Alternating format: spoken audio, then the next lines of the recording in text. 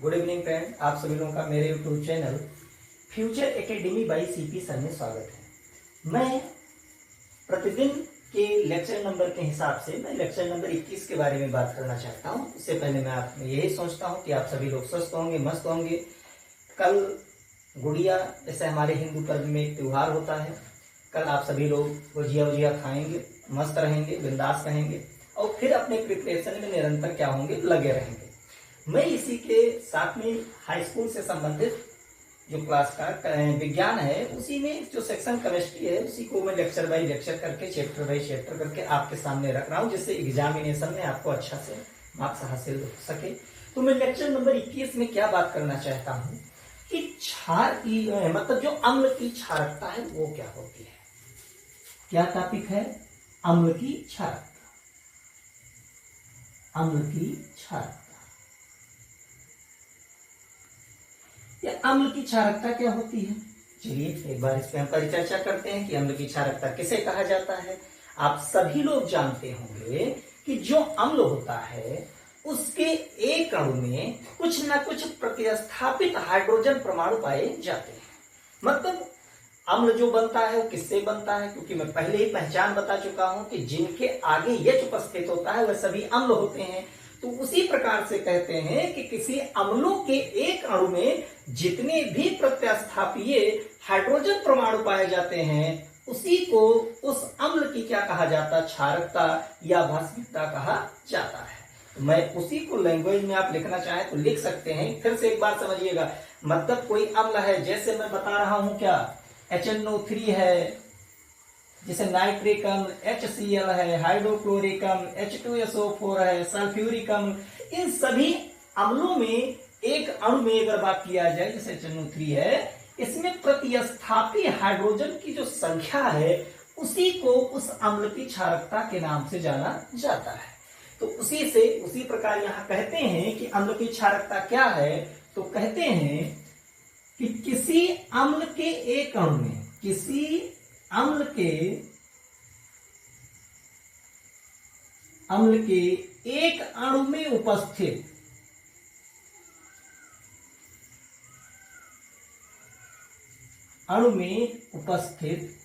प्रतिस्थापी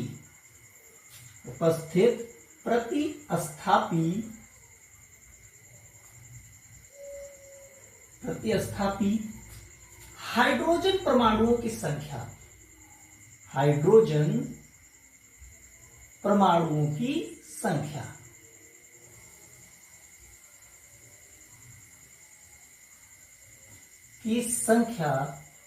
को उस अम्ल की क्षारकता कहते हैं। संख्या को उस अम्ल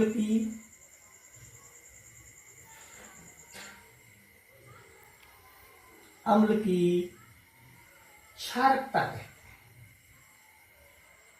कहते हैं। समझ गए होंगे, क्योंकि मैंने आपके सामने पहले ही उदाहरण रख करके बता दिया कि जो अम्ल हैं, अम्ल में उपस्थित जो हाइड्रोजन हैं वो उनको प्रतिस्थापी माना जाता है, और जितने हाइड्रोजन उन अम्लों में प्रतिस्थापी होंगे उतने ही उस अम्ल की क्षारकता होगी। ठीक है, तो आप देख रहे हैं इसकी क्षारकता कितनी है? 1 है। HCl की क्षारकता कितनी है? 1 है। लेकिन H2SO4 की क्षारकता कितनी है? 2, क्योंकि H2SO4 में, सल्फ्यूरिक अम्ल में 2 प्रतिस्थापी हाइड्रोजन उपस्थित हैं। इसी प्रकार मैं उल्ट इसके अपोजिट बात करता हूं। अपोजिट क्या है कि क्षार की अम्लता।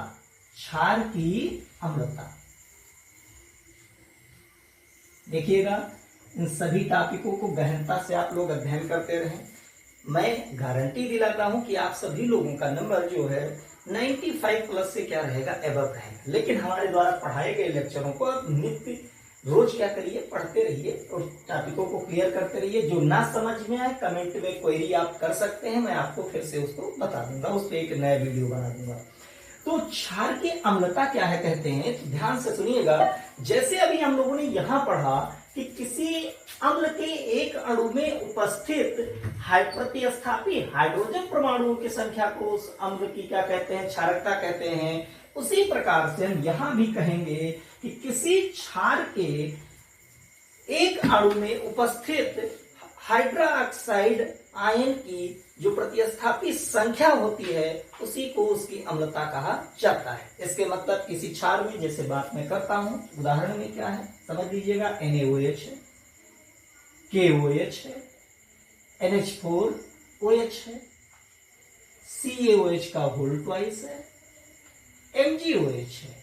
तो आप देखिएगा मतलब इन सभी में कहते हैं, इन सभी में मतलब क्षार के एक अणु में प्रतिस्थापी हाइड्रोक्साइड की संख्या या हाइड्रोक्साइड आयन की संख्या को क्या कहते हैं, उसकी अम्लता कहते हैं।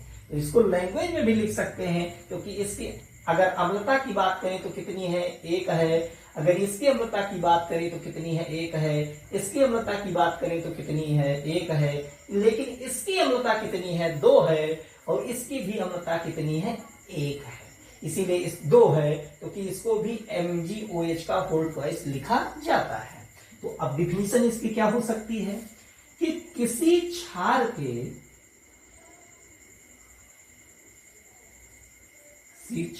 के एक अणु में उपस्थित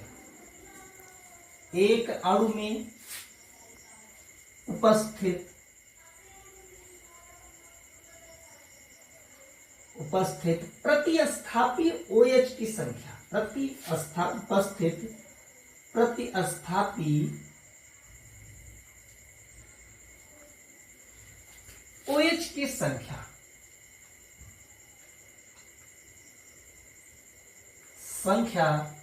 को उस क्षार की अम्लता कहते हैं।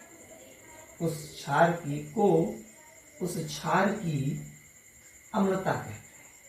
तो आप अच्छे से समझ गए होंगे कि है क्या, मतलब उल्टा अपोजिट है। अगर अम्लता की बात करें तो आप समझ जाइएगा कि उसके पास, अम्ल की क्षारकता की बात करें तो आप समझ जाइएगा कि उसके पास प्रतिस्थापी हाइड्रोजन परमाणु कितने हैं। अगर क्षार की अम्लता की बात करें तो आप समझ जाइएगा कि अपोजिट है, मतलब क्षार की बात करते हैं मतलब OH आयन कितना प्रतिस्थापित होगा, उससे ये पता चल जाएगा उस अणु में उसकी अम्लता कितनी है।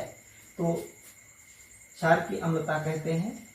तो आज मैं इसी टॉपिक पे क्या करता हूँ, एंड करता हूँ। अगले लेक्चर में मैं लवण को लेकर के उपस्थित होगा, जिसमें लवण के बारे में सामान्य जानकारियों को मैं आपके सामने रखूंगा। तो आप लोग अच्छे से समझ गए होंगे। तो धन्यवाद आप सभी लोगों को मेरा वीडियो देखने के लिए। आप सभी लोग लाइक करते रहें, सब्सक्राइब करते रहें, और हाँ, मेरे चैनल को आप सभी लोग शेयर भी करते रहें, जिससे ग्रोथ करता रहे। मैं आपके सामने समक्ष नए नए वीडियो को लेकर के उपस्थित रहूंगा, और मैं सोच रहा हूं कि कुछ नए वीडियो और बनाए जाएं जो अन्य टॉपिकों पर भी हम बनाएंगे, लेकिन आप लोग सभी लोग मेरा सहयोग करते रहें। धन्यवाद इसी के लिए। इसके साथ